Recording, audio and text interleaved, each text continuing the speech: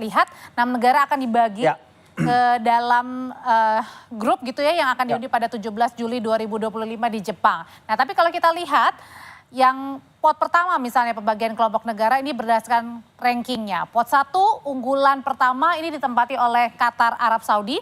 Dua negara ini juga sudah resmi ditunjuk kemarin ya oleh Konfederasi Sepak Bola Asia AFC sebagai tuan rumah. Nah kemudian bergeser ke pot kedua ada Irak dan juga Uni Emirat Arab. Kemudian yang di ketiga kita timnas Indonesia bersama dengan Oman. Nah kalau lihat dari pos 1, 2, 3 ini sebenarnya seberapa bersaing ketat sih untuk memperebutkan? Iya, kalau kita lihat memang secara ranking FIFA tertinggi memang Qatar ya. Mereka ranking 55 dunia tapi mereka baru turun 7 peringkat karena hasil-hasil buruk mereka dalam beberapa bulan terakhir termasuk ketika mereka finish di dasar grup di Piala Arab Saudi Gulf Cup-nya mereka ya. Mereka nggak berhasil lolos, mereka juga baru mengganti pelatih ke Julen Lopetegui, mantan pelatih timnas Spanyol. Sementara Arab Saudi juga ada di rank 58 dunia, Uni Emirat Arab rank 59, Irak 59, Uni Emirat Arab 65, dan Oman yang paling dekat sama kita ya rankingnya. Itu aja 77 rank, jadi memang sedikit jauh ya. Tapi kalau peraturan round 4 itu mengacu kepada rapat komite AFC Juli 2023, seharusnya tim yang punya performa paling bagus di round 3 yang akan menjadi tuan rumah. Tapi dalam hal ini adalah Uni Emirat Arab dan Irak yang sama-sama dapat 15 poin di grup mereka masing-masing. Tapi habis itu AFC mengubah peraturan, mengubah pendirian mereka sehingga mungkin dilihatnya dengan apa yang mereka udah punya infrastructure wise, pengalaman meng-host event-event kelas dunia, akhirnya terpilihlah Qatar dan Arab Saudi. Untuk drawing kita masih belum tahu sampai saat ini apakah akan ada restrictions dari kalau misalnya tim udah ketemu di round 3 nih, apakah akan ketemu lagi di round 4? Karena ketika di round 3 ada... Artinya ini masih banyak ya, peluang masing-masing ini bisa terjadi ya Indonesia melawan siapa pada saat nanti Oktober ya? Untuk sekarang ini kayak gitu, karena misalnya Iran sama Uzbekistan di round 3 itu mereka gabung jadi satu. Padahal di round 2 mereka udah bareng juga. Jadi di sini kita akan lihat ke depannya mungkin beberapa seminggu sebelum drawing kita mungkin akan ada clearer picture ya. Tapi kalau misalnya kita mengacu kepada aturan yang lazim dipakai selama ini. Jadi tim yang udah berada di round 3 nggak akan ketemu lagi di round 4 ya. Kita dipastikan akan ketemu Qatar dan Irak, nggak usah drawing lagi. Memang kan kuat juga kemungkinan kita akan satu grup dengan Qatar begitu ya sebagai tuan rumah. Nah rekor pertemuan sejauh ini kita hanya mampu meraih 1 kemenangan dan itu terjadi pada 20 tahun yang lalu ya Bung Firzi ya di Piala Asia 2024. Nah selebihnya kita lebih banyak menelan kekalahan. Nah kita lihat lagi nanti di slide berikutnya. Ini dengan skuad saat ini kita sanggup meladeni tuan rumah kah? Iya, Qatar lagi bukan seperti Qatar yang kita kenal sebagai juara Piala Asia 2019 dan 2023 ya. Tadi udah disebut bahwa mereka finish dasar di grup di Piala Teluk Arab 2024. Finishing mereka kurang bagus. Pemain andalan mereka Akram Afif ini lagi dalam posisi galau sama pelatihnya sekarang. Apakah dia ditaruh lebih ke depan apa lebih ke tengah? Itu jadi pertanyaan dari masyarakat Qatar juga. Secara permainan juga mereka nggak terlalu berkembang banyak di bawah Julen Lopetegui dan ini adalah kesempatan yang harus kita manfaatkan kalau kita ingin menghadapi mereka ya. Dan Qatar harus kita ingat kebobolan 24 kali dari 10 pertandingan mereka di grup A. Jadi mereka adalah tim yang bocor gol dan ini mungkin kita bisa manfaatkan di laga nanti walaupun secara rank FIFA mereka memang paling tinggi di antara para kontestan lain kita, Mbak Audrey. Tapi kalau kita lihat misalnya beberapa kali melawan Indonesia dan Qatar, ini kita pernah menang 1 kali, selebihnya Qatar ini apakah menentukan termasuk juga dengan peringkat ya? Ada yang bilang wah peringkat ini sebenarnya juga tidak menentukan kan ada banyak hal nanti ya pada saat di tanding. Menarik kalau emang kita flashback beberapa kali pertemuan kita, tentu saja pertemuan paling yang kita ingat terakhir adalah di Piala Asia U23 ya, di mana kita bermain di Qatar dan kita berada di bawah ya kepemimpinan wasit asal Tajikistan waktu itu Kabirov,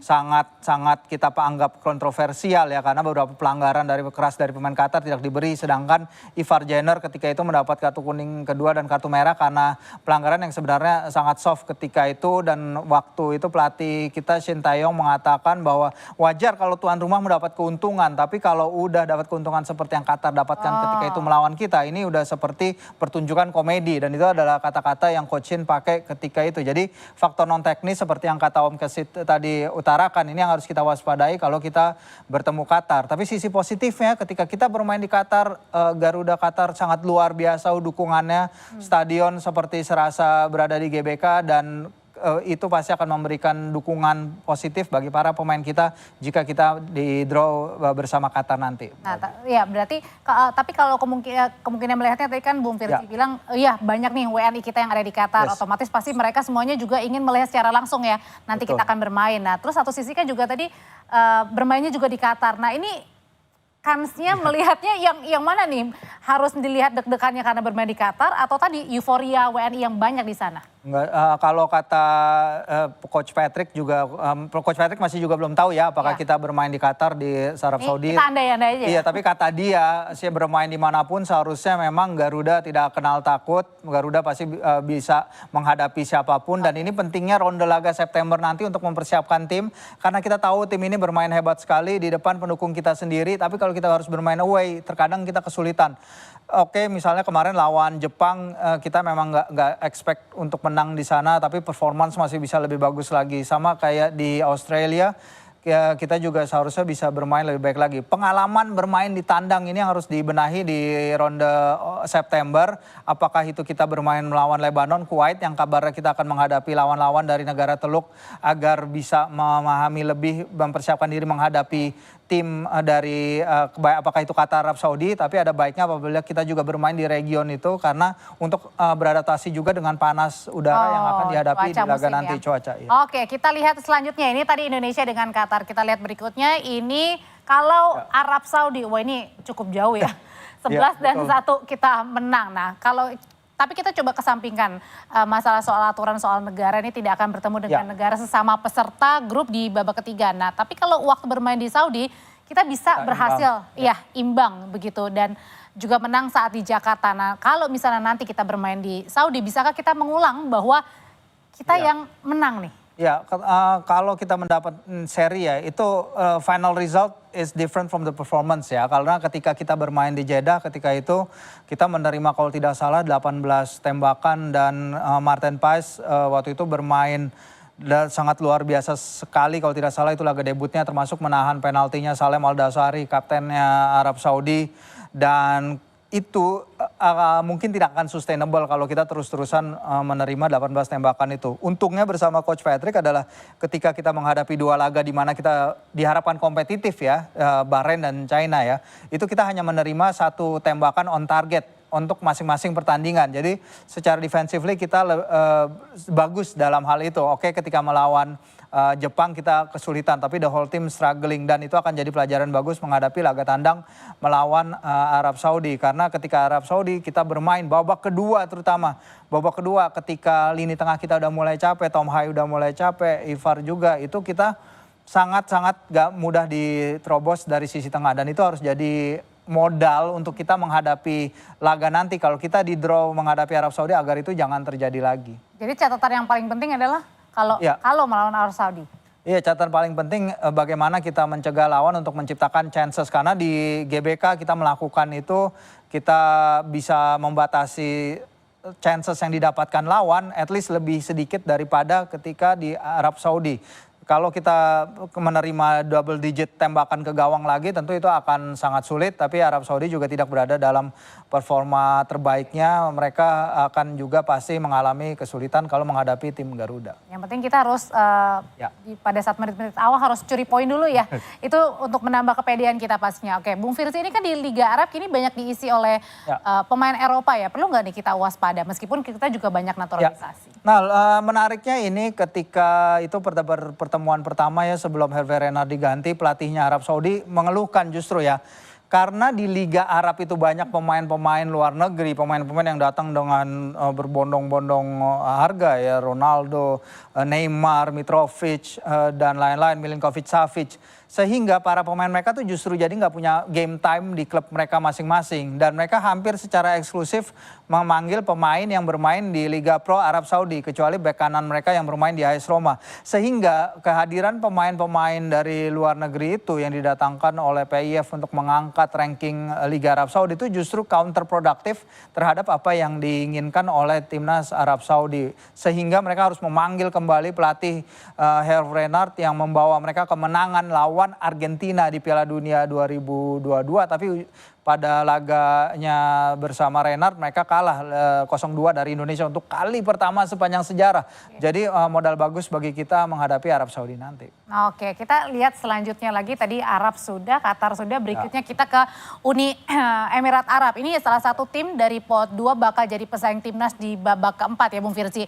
Nah tapi kalau kita melihat rekor pertemuan di Uni Emirat Arab ini timnas pernah meraih 2 kali menang. Ya.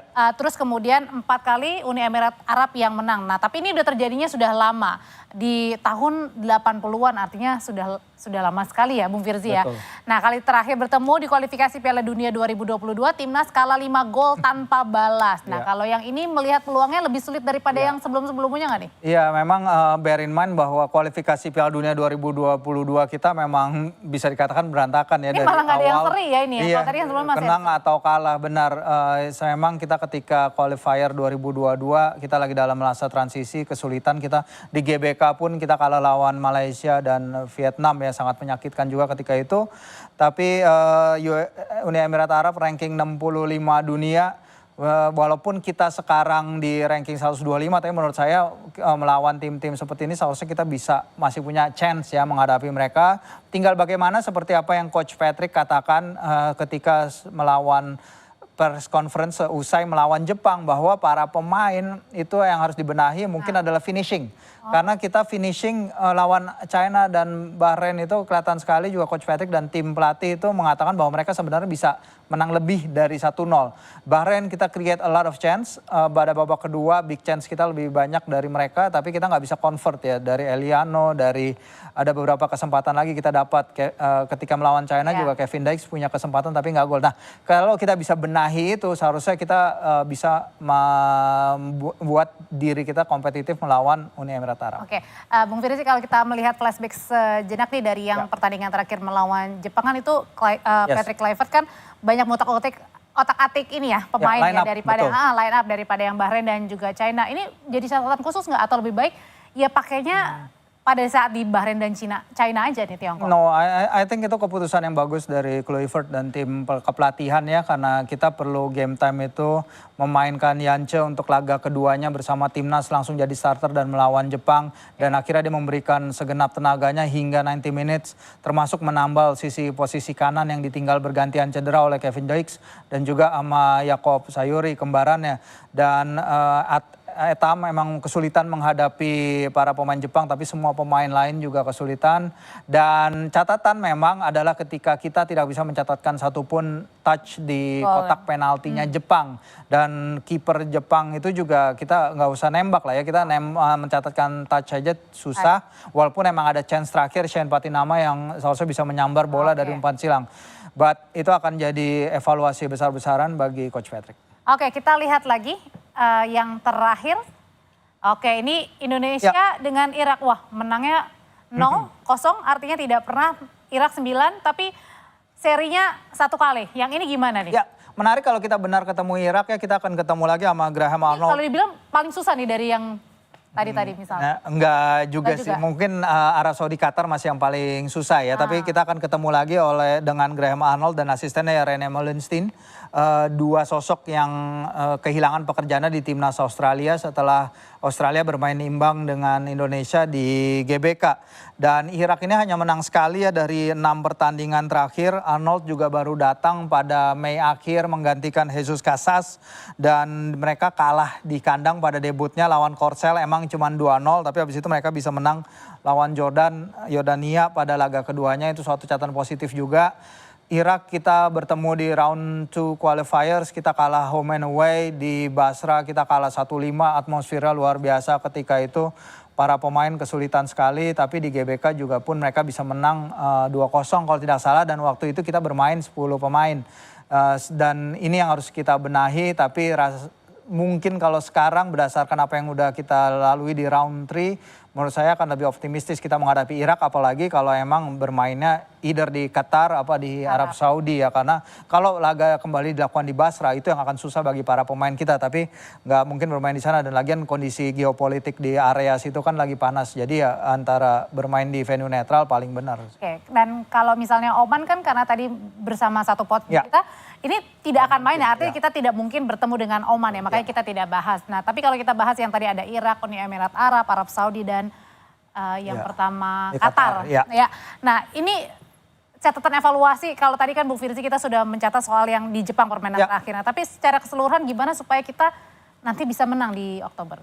Ya mungkin Coach Patrick akan pakai ronde laga September pastinya ya untuk mengetahui lebih banyak tentang timnya. Dia sekarang udah punya TC di Bali, dia bisa mengetahui lebih banyak soal Ole Romaini, Ole dan kawan-kawan, dan musim panas ini akan menentukan juga bagi banyak pemain kita ya, karena at least 3 lagi tanpa klub, Justin, Hubner, ada Tom Hai juga, ada si beberapa pemain lagi juga masih belum ada pemain. Max Helger tengah mencari klub baru, Dean James juga lagi mencari klub baru, Rafa Struijk juga belum ada klub lain setelah meninggalkan Brisbane Roar.